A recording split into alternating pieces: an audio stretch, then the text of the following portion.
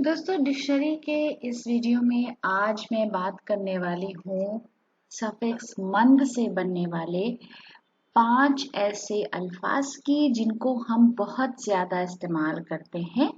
और वो अल्फाज हैं अक्लमंद, सलीकामंद, होशमंद, दौलतमंद और हुनरमंद। तो हम शुरुआत करते हैं। सबसे पहले मैंने फरहत एहसास का एक शेर लिया है और आप अगर ये शेर याद कर लें तो बड़ा अच्छा है। मौका व मुनासिबत के साथ आप इसे पढ़ सकते हैं।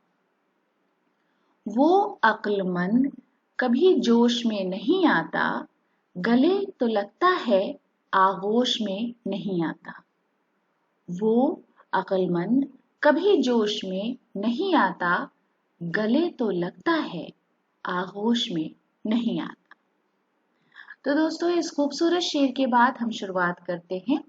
अक्लमंद।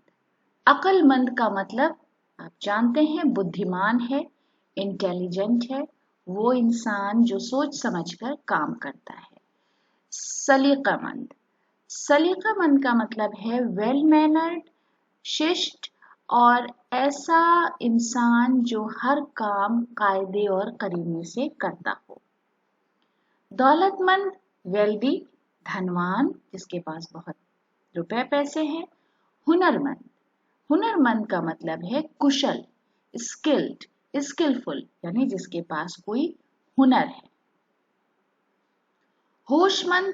होशमंद का मतलब है सचेत, अवेयर, यानी जो हमेशा होश की बात करे, रीजनेबल बात करे।